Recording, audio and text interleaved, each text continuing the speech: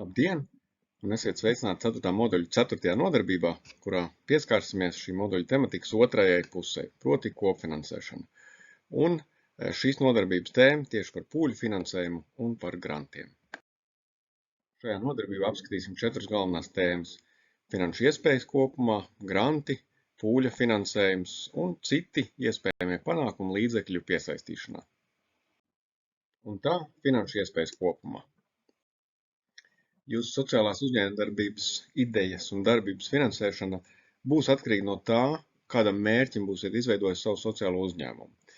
Tā skaitā tā tiesisko juridisko statusu, mērķa tirgu un citus aspektus.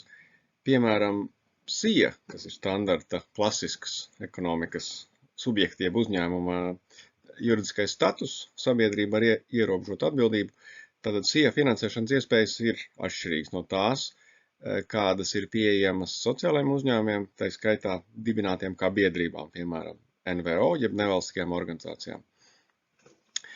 Kopumā finanšu iespējas, protams, ir ļoti nozīmīgs solis sākot savu sociālo uzņēmējdarbību, tāpat kā jebkuru citu sociālai, jo īpaši tieši tā paradoksa dēļ, ka peļņa nav sociālās uzņēmējdarbības mērķis, bet ir būtisks resurss. Un kopumā ir virkne dažādu finansēšanas iespēju, kuras mēs apstīsimies tālāk šajā nodarbībā.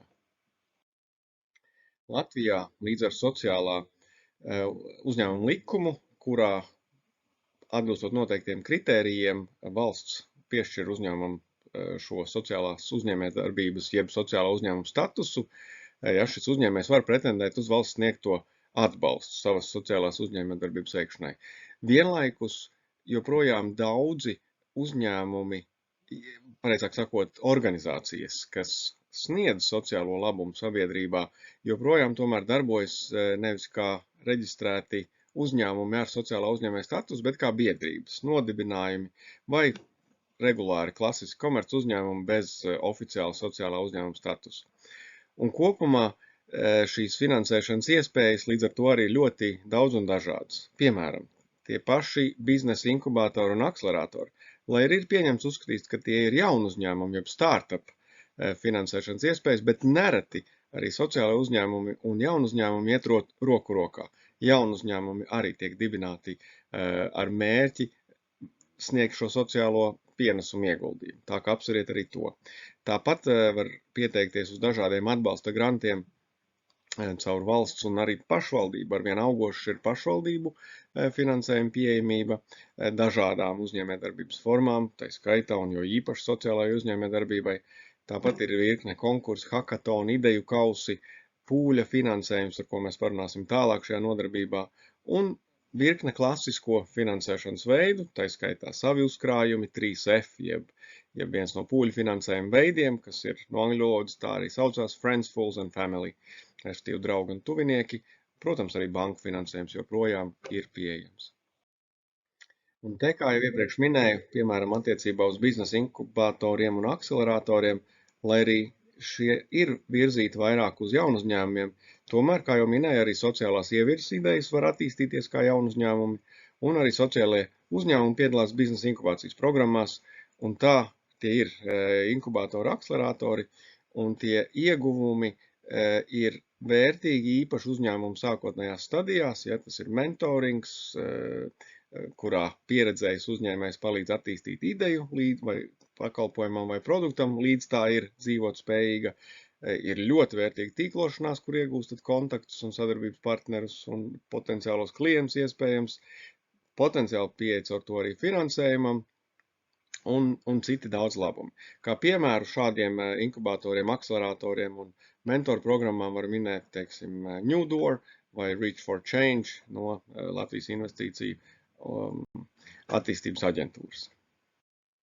Dalība konkursos un hakatonos ne tikai dod jums iespēju pretendēt uz naudas balvām uzņēmuma attīstībai, bet, kur ir pat vēl lielāks iegums, tas jums ļauj prezentēt savu ideju lielai cilvēku daļai un iegūstot pretī atbalstu, mudinājumu, iedrošinājumu, kā arī ieteikums, ko var darīt labāk. Un tālāk otrajā tēmā apskatīsim piekļuvi grantiem. Granti, un šis vārds no angļu valodas to grant, piešķirt, principā ir tāds piešķīrums, jeb dāvanas pret noteiktu darbu, noteiktiem rezultātiem, solījumiem, kas vairumā nosacījumi nav jāatmaksā.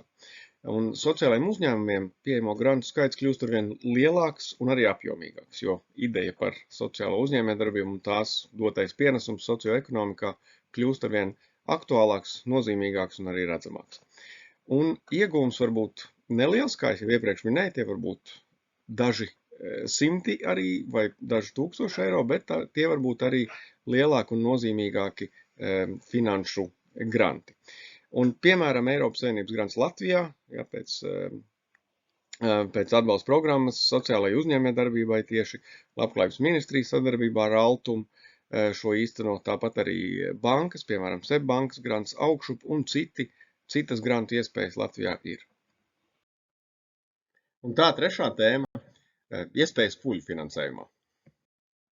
Pūļu finansējums ir jauns un augošs finansējuma piesaistīšanas veids, pamatā radies jaunu uzņēmumu konceptā, bet ir lieliski piemērojams arī citos augošos konceptos, tā skaitā, jo īpaši arī sociālajā uzņēmējdarbībā.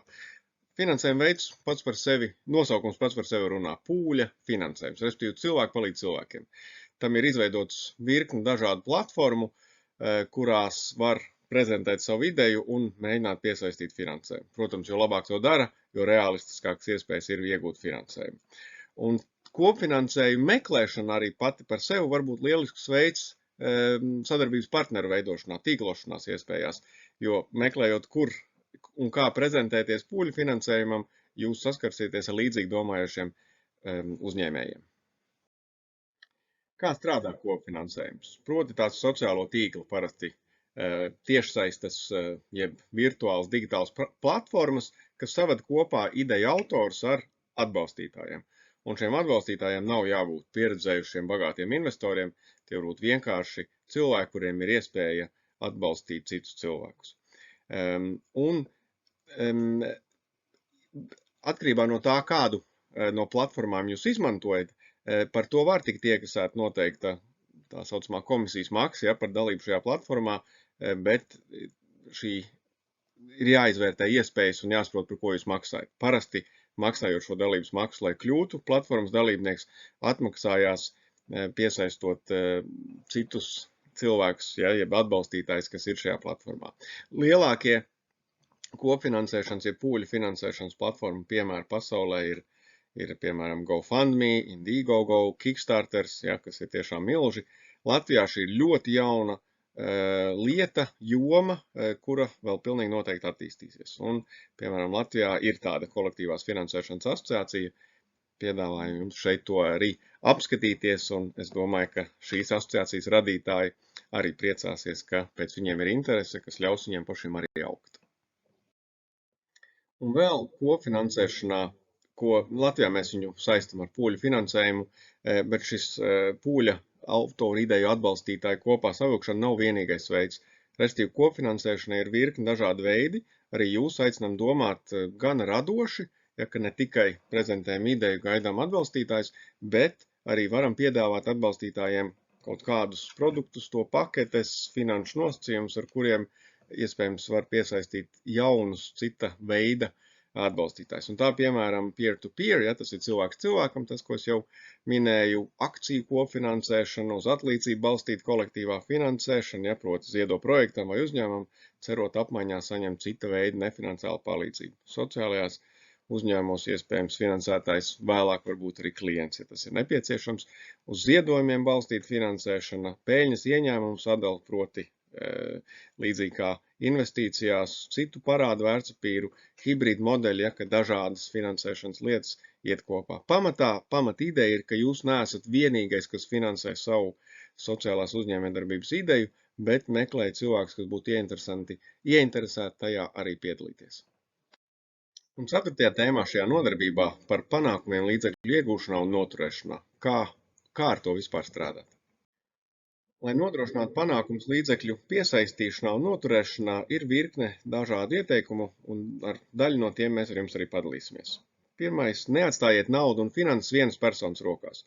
Visai organizācijai, visai komandai ir jāsaprot, cik tas ir kritiski svarīgs resurss, ar kura piesaistīšanā var piedalīties arī visi, katram ir noteikti loma finansējuma piesaistē. Runājiet par savu ideju.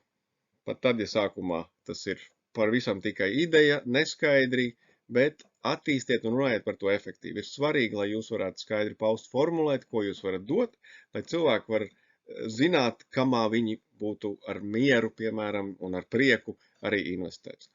Un esiet jūs pats, formulējiet savu ideju tā, lai jūs pats ar to aizraujaties, lai jūs zinat, par ko jūs runājat. Lai no skata vien jūsos klausoties ir skaidrs, ka jūs to darīsiet ar vai bez kāda palīdzības, un jūs jau ziniet, cik ļoti šis entuziasms un aizraušanās pavalk citus. Un pie praktiskā uzdevuma šajā nodarbībā gan zināšanu nostiprināšanai, gan praktiskam tirgus izpētei un iespēju meklējumiem aicinam jūs, izmantojot šajā nodarbībā sniegto informāciju, apskatīt, kādas jūsu lokā, kopienā, tvērumā ir iespējas finansējuma piesaistīšanai jūsu sociālajiem uzņēmumam vai tā ideja šobrīd. Apskatiet šādus faktorus kā idejas aktualitāte, atslēgas vārdi, atcerieties iepriekšējās nodarbības, ja pie strateģiskās plānošanas, tirgus analīzes, paskatieties, kāds ir finansējuma piedāvājums Latvijā, Eiropas Savienībā pilnīgi noteikti, un ne tikai, skatieties arī, teiksim, uz Skandināviju, ja, kurās valstīs jūsu sociālā uzņēmuma ideja jau labi darbojās, un šīs valsts arī var būt idejas vārdā, būt ar mieru finansēt idejas attīstību citās valstīs. Apskatiet grantu un dažādu projektu iespējas, minētās jau pūļa finansējuma iespējas, sponsors, investors un citus aktuālus finansējuma pieteikšanās momentus, kur šobrīd faktiski ir atvērti. Un noslēgumā īsi par svarīgāko apskatīto šajā nodarbībā. Proti, finansējuma veids, kāda jūs saņemsiet savas sociālās uzņēmējdarbības īstenošanai, būs atkarīgs arī no jūsu uzņēmuma veida, tā skaitā juridiskā statusa, un tas noteiks to, vai varēsiet saņemt valsts atbalstu vai piedalīties dažādos citos konkursos, grantos, hackatonos, akceleratoros. Ir svarīgi zināt un saprast, kur meklēt finansējumu un kā tam pieteikties, restīvi tikko minēto tirgu saprast. Meklējot finansējumu, vienmēr prezentējiet savu uzņēmuma labāko unikālo pusi. Ja? Paņemiet to, ko jūs jau iepriekš esat darījuši no savas stratēģijas attīstības, ja? Prezentējiet šo stāstu, šo pienesumu sociālo labumu. Un meklējiet finansējumus gan vietējā, gan valsts, gan Eiropas un ārvalstu līmenī. Arī tad, ja jūsu ideja ir unikāla, arī to var finansēt. Ja tā ir citās valstīs jau veiksmīgi realizēta, tad iespējams tur arī var dabūt finansējumu vai labus padomus jūsu idejas tālākai īstenošanai.